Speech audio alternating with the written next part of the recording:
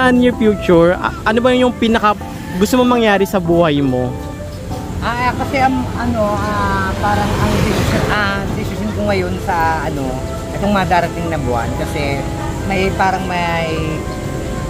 ibubuksan yata si Diwata na parang doon talaga ako nararapat. Oy, dito rin pala sa Jokno Boulevard sa tabi lang mismo ni Diwata ay meron na rin bagong tayong kainan dito, pero naman dito ay ang in-offer nila is unlimited lugaw. At kung naghahanap din naman kayo ng hot coffee, cold coffee at saka shake, meron din sila rito. Yung tabi ng parisan ni Diwata rito di ba dati meron ditong milkshake na binibila namin, tinatambayan namin. So bago na pala may-ari, lugaw sa halagang 60 pesos. Unlimited na yung lugaw mo. At mga be, sa mga 65 pesos na binayaran mo na unlimited overload na lugaw, ito yung mga kasama. So meron ka ng itlog na buo at meron ka na ring baboy. Meron na rin siyang kasama na dugo ng manok na naka-cubes. Meron ding tokwa na naka-cubes. At saka, ang pinakalas, meron ka ng toge na lumpia. O, di ba 65 pesos? At pag nabitin ka, pwede ka pang magpa-refill. 65 pesos. Ayan. So guys, ganito kadami yung nila. 65 pesos na lugaw unlimited dito sa Jokno Boulevard sa may tabi ni Diwata. Kung gusto daw itong lugaw nyo, pwede pa kayo magpa-refill doon kapag nabitin kayo.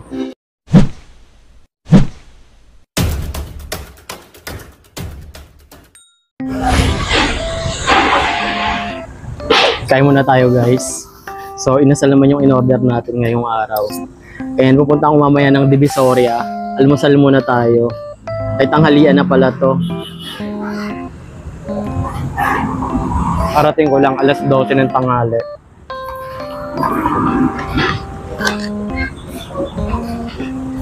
Lunch muna tayo. Pinasal tsaka longganisa tsaka malaking rice. Binayaran ko rito 160 pesos lang. Free soft drinks pa rin dito kay Diwata. Daming rice.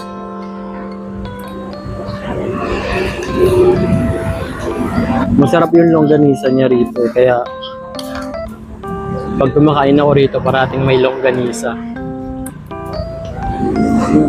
Parang ketchup. Tara mga kuya, saglit ako.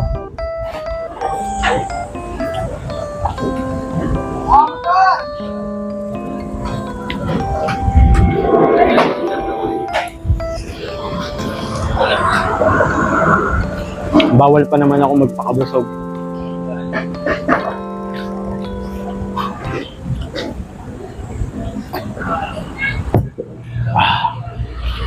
So ngayon guys, marami rin kumakain ngayon. So kakatapos ko lang kumain at ito yung mga tao ngayon dumayo.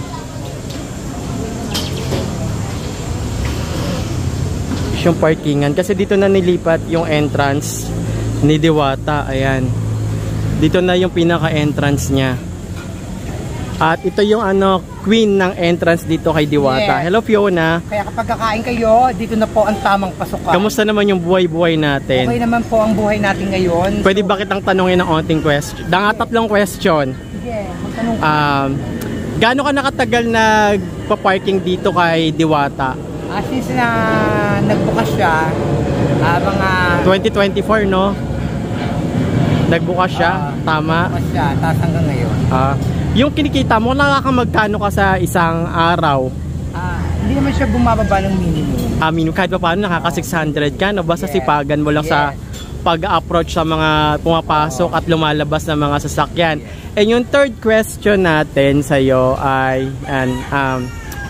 in the near future, ano ba yung pinaka gusto mo mangyari sa buhay mo? Kasi parang ang decision ko ngayon sa itong mga darating na buwan kasi may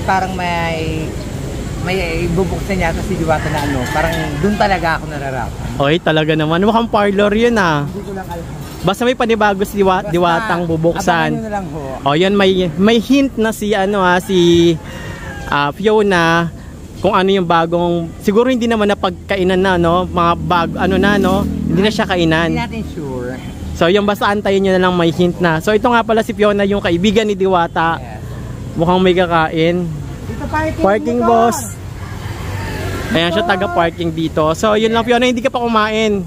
Kumain ka na, no? Kumain na. So ayan. Thank you Fiona, thank you. Thank you. Hindi, ano na yun. Yung aso ko na ibibigay sa kanya, kung gusto ni Diwata Shih Tzu na 1 year old, yung mga kasing lalaki na ni Oo. na mga aso niya, ni Rendo, ni ganon. Sabihan niya lang ako. Sige, Ayan. sabihin ko rin sa kanya. Okay, bye-bye Fiona. Bye-bye sila. Alam niyo ba, meron na competent siya rito, si Diwata, yung kanyang parisan. Pero ito guys is unlimited lugaw overload sa halagang 65 pesos. Unlimited na yung lugaw mo at marami pang sangkap. So tara guys, pasukin natin to at tikman din natin kung ano-ano nga ba meron ang available sa kanila rito. Kami dati nagbi-milkshake. Ayan, so iba na rin pala. Ito yung tabi ng parisan ni Diwata rito Di ba dati meron ditong milkshake na binibila namin, tinatambayan namin. So bago na pala yung may-ari. Kakatapos ko lang kumain kay Diwata. So try natin dito sa mga milk tea ni Kuya. Tapos dito meron din pala silang unlimited lugaw sa halagang 60 pesos. Unlimited na yung lugaw mo. Pesos pala sa kanila na overload ito. Unlimited lugaw. May tokwa na siyang kasama. Toge. Sige nga ate, yung na lang, overload. Malaki pala yung bowl. Tapos unlimited na siya, te.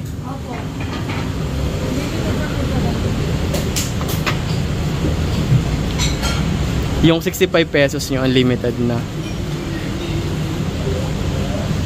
Maganda kasi walang lugaw si Diwata. So dito na lang kayo maglugaw. Pag ayaw nyo ng pares, lugaw. Tapos ito yung kasama niya, te. Wag mo na lang tilagyan ng baboy. Wag na yan. Ito naman. Sige, okay lang po yan, atay. Ay dugo ng manok. Okay lang, te. May kasamang dugo ng manok. Tapos ayan pala, yung mga sangkap. Sa halagang 65. Bagong bukas lang din kayo rito, te. Parang ngayon ko lang kayo nakita 1 week. Okay. Tapos may kasama na rin siyang itlog. So hindi naman sila magkakompetensya ni Diwata kasi iba yung tinda niya. Lugaw kay Diwata, pares at saka mga inasal. So kung ayaw nyo ng pares, so dito lugaw. Tapos pwede rin kayo dito mag shake. Ang ingay nang nag-aaway. 65 pesos. Ayan. Unlimited lugaw guys. Kanyo overload siya, may chicharon, may tokwa. Actually may baboy pa yan. Kaso hindi ko na pinalagyan kasi hindi ako kumakain ng baboy. Tapos meron na rin kasamang lumpia. Unlimited na lugaw na to dito sa tabi ni Diwata. At ito naman binili ko to dito kasi na-miss ko to. 100 pesos 12 ounce na siya dito sa tabi rin ni Diwata. So meron na siyang na shake. So kung ayaw nyo ng pares, pwede kayo maglugaw dito. So guys, ganito kadami yung nila. 65 pesos na lugaw unlimited dito sa Jokno Boulevard sa may tabi ni Diwata. Ayan. Kapag naubos daw tong lugaw nyo, pwede pa kayo magpa-refill doon kapag nabitin kayo. Yung itlog na nilagay na rito ay isang buong itlog, isang cube ng tokwa, dugo ng manok, alam niyo yung barbecue, tapos tokwa ng baboy. Tapos may kasama pa tayong libre na lumpiang toge.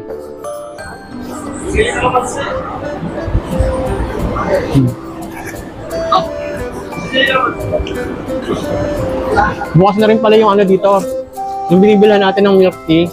Kaso iba na yung may-ari.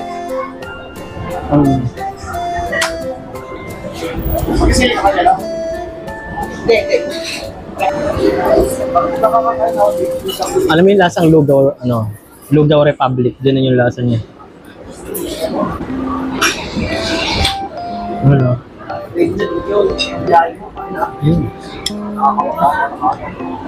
Masarap pala kapag may dugo ng manok, yung lugaw. Ngayon ko lang natikman.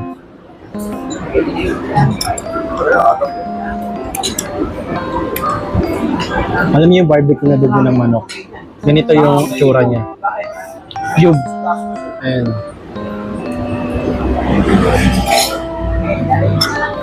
Masarap pala. Malaki yung bowl nila guys hindi to yung maliit na bowl. So sa tingin ko yung isang ganitong bowl, talagang sulit na sa inyo at mabubusog kayo.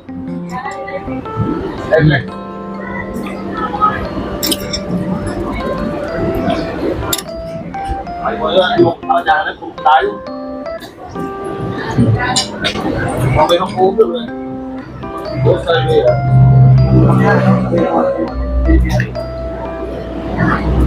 Nakuha kasi ang gumor tayo. Mga gabi mo ano, mga gabi mo hindi kayo balik. Dapat pa kayo pero may mga swerte mo eh. Kapangan. Ito naman guys, kasama to sa 65 pesos. Meron ka ng toge. May mga condiments dito pwede kayo maglagay ng onion, garlic. So pili na lang kayo. Pero ako mas gusto ko yung plain na suka. Busog na ako. Masarap yung lugaw nila rito. Kung i-rate ko siya, 9 out of 10. Kalasan nyo yung Lugaw Republic, ganun.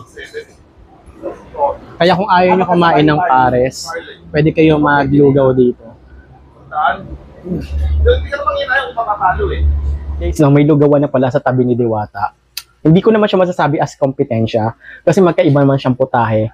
Kay Diwata, overload, pares overload. Tapos may mga chicken, inasal, at saka meron siyang longganisa. Meron din siyang mga ulam, pangbahay na ulam, gulay, ampalaya, or kahit anong menu na pwede nilang iluto. Parang hindi ko naman siya nakikitang kompetensya. Tapos sa kabila naman, sa dating bilihan ng coffee, meron na pala doon, binalik na rin yung coffee shop. May mga milk tea, tapos may mga hot coffee, may mga shake na rin doon. At meron din palang unlimited lugaw, overload. So sa halagang 65 pesos, matitikman mo na yung kanilang overload doon na lugaw. Pag na-short kayo, pwede pa kayong umulit. Talaga namang sobrang dami ng laman ng kanilang overload. Biruin mo may karne yun na baboy, pero hindi ko na pinalagyan kasi hindi naman ako mahilig sa taba. Merong dugo ng manok, merong kasama ng tokwa, meron na rin kasamang itlog na buo. Talagang buong itlog na nilaga yung nilagay niya doon. At dugo ng manok. Ano pa ba? Tapos kayo na bahala mag-mix ng condiments kung ano yung mga gusto nyong ilagay sa lugaw ninyo. So, yun lang. So, hindi ko siya nakikitang kompetensya. So, para meron kayong option, kung gusto nyo ng pares, kay Diwata, si Kenjoy, kung gusto nyo naman unlimited lugaw, milkshake, coffee, milk tea, meron dun sa kabila. Actually, sa isang compound lang sila. Yung binibilan ko dati ng mga milkshake, dun siya nakatayo, kainan din siya. So, yun lang guys, that's it for today. Yun yung update sa Diwata Pares Overload na mas ini-improve pa talaga na Diwata yung kanyang kainan sa Jokno Boulevard. At saka ang napansin ko doon guys, yung mga tao niya na doon is mas mabibilis kumilos after mo kumain. Tatanungin nila kung sir, tapos na po ba yung kumain, i-dish out na po ba natin? So, mas polite sila, mas mabait sila, mas approachable sila ngayon, at saka sobrang bilis sila kumilos. So, yun lang. And I'm sure mas mapapaganda pa ni Diwata yung kanyang parisan kapag natutukan niya. And kahit pa paano, dumadami na rin yung kumakain sa kanyang parisan sa Jokno Boulevard. Marami nagsasabi na wala na daw kumakain sa Diwata Pares. Pero ako pa naman ang nakakita talaga na marami pa rin talagang kumakain sa Diwata Pares. Lalo na kapag sa Sunday.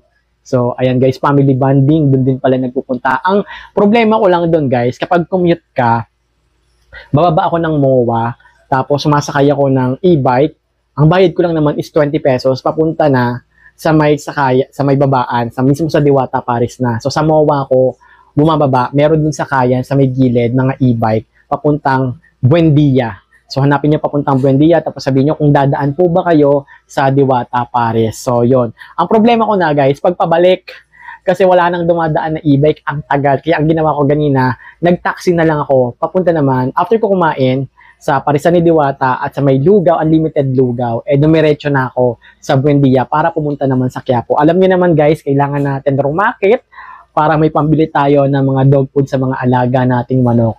Ay, alaga nating mga pango. Kasi yung Alam niyo naman, ang dami kong alagang aso, nasa 11 sila, at silang lahat kailangan ko i-maintain yung pangangailangan ng mga alaga kong aso. Kaya maraming salamat po sa mga nanonood, sa mga nagla-like, kahit sa mga silent viewer natin, baka pwede nyo naman po paki-like. Malaking tulong na rin po sa akin yon kapag ni-like nyo, share nyo, at saka nag-comment po kayo. Bibigay ko yung mga alaga kong pango. Kahit hindi ko na sila binibidyohan kasi na